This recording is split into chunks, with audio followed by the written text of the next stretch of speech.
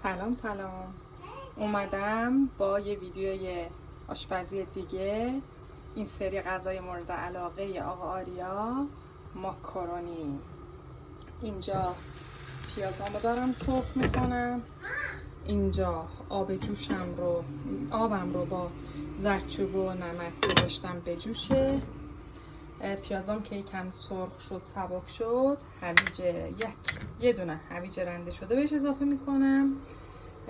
یکم که بعد دوباره سرخ شد، اینا قارچ هم اضافه میکنم و بعد گوشت چرخ کرده و بقیه مراحل رو به ترتیب نشونتون میدم.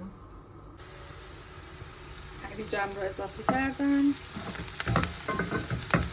دقت کنید نذاشتم که پیازام زیاد سرخ شه، بعد سبک شدن. نمیخوام شما تغییر رنگ بدم.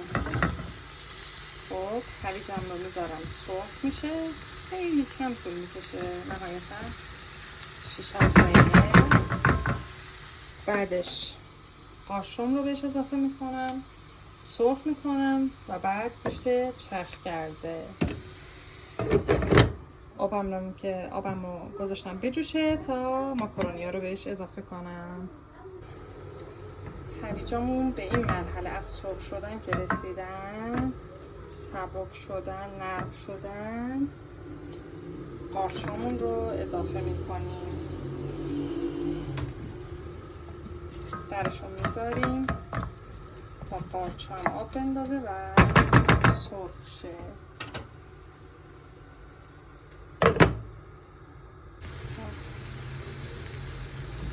قارچمون رو که اضافه کرده بودیم و همراه هویجامون دارن سرخ میشن. یک کوچولو که سرخ شدن دوباره زیاد نمی‌کنم تغییر رنگ بدم. گوشت چرخ کرده رو که اینجا گذاشتم بهشون اضافه میکنم. آبم هم در حال جوشیدن هستش، کم مونده. هر نوع ماکارونی که دارین رو هر چقدر حالا به چه مقداری که میخواین اضافه میکنیم و بعدش آب کش میکنیم و با هم مخلوط میکنیم. قارچ‌ها و هویجامون یکم سرخ شدن. گوشت چرخ کردن رو اضافه کردم. یک کوچولو آب اضافه میکنم، زیرش رو کم میکنم، درش رو میزنم تا گوشت چرخ کردن نرم بشه و بعدش سرخ بشه. اگه دقت کنین میبینین که من هنوز هیچ ادویه‌ای اضافه نکردم. قراره بعد سرخ شدن اضافه کنم. اینجا آبمون هم داره میجوشه و میخوام ماکارونی هام رو اضافه کنم. به شما نشون میدم. ماکارونیم رو اضافه کردم، هم میزنم. 1-2 بار اینطوری هم بزنیم که نچسبن ماکارونی ها به هم. با زردچوبه و نمک میذارم بپزه. بعدش آب کش میکنم و اینجا زیر گوشت چرخ کردم رو کم کردم تا بپزه و بعد نرم شدن و سرخ شدن ادویه هاش رو اضافه میکنم. اینجا گوشتمون که نرم شده، یک کوچولو هم سرخ شده، ادویه هاش رو بهش اضافه میکنم که شامل نمک، زردچوبه، فلفل قرمز، فلفل سیاه و یکم آویشن با یکم دارچین هست و اینجا ماکارونیم هم در حال پختنه. ادویه ها رو اضافه کنم، بیام نشونتون بدم. اینجا فلفل قرمز، فلفل سیاه و نمک هم که دیدین، زردچوبه و دارچین و آویشن هم ریختم، هم میزنم. ادویه ها میکنم سرخ شن با مواد با خورده مواد بره.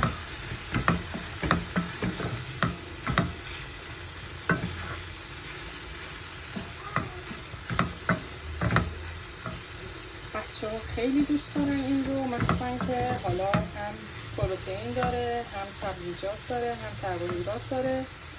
خیلی خوب و مفید و چاق کننده است براشون. زیرش رو کم میکنم و میخوام یکم رب بزنم. اینجا هم ماکارونیم در حال پخته. ماکارونیم رو آبکش میکنم و رب میزنم به موادم. یکم ربم رو تفت میدم، 1 لیوان آب جوش اضافه میکنم به موادم تا به خورده هم برن و بقیه مراحل رو میبینید. اینجا رب رو زدم، تفت دادم، آب جوش ریختم، قاطی کردم. مواد ماکارونیمون آماده است. اینجا ماکارونیمون رو که آبکش کردم تو قابلمه کره ریختم با زردچوبه. آب بشه میخوام تحت نون بذارم. با کره خیلی خوشمزه میشه. تحت امتحان کنیم. بعد ماکارونی رو مواد رو لایه به لایه اضافه میکنم، زیرش کم میکنم تا دم بکشه. اینجا تحتیگم رو گذاشتم. الان ماکارونیم رو اضافه میکنم.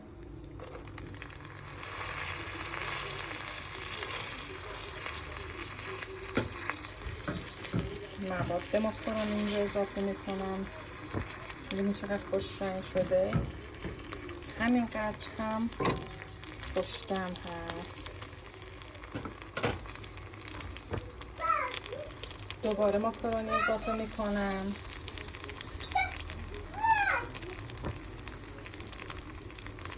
همین کار رو تا انتها میرم.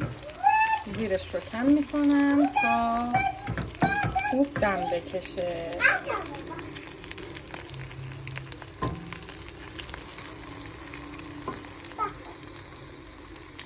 موقع تست نشونتون میدم.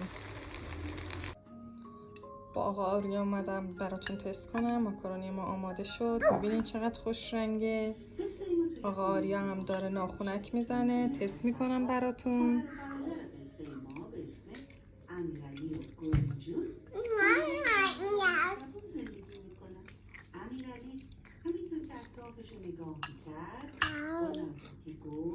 با سالاد شیرازی عالی شده. امیدوارم درست کنین و خوشتون بیاد. لایک و سابسکرایب یادتون نره. همونطور که میبینین آریا عاشق این ماکارونیه. برای حمایت لایک و سابسکرایب یادتون نره. خدا نگهدار.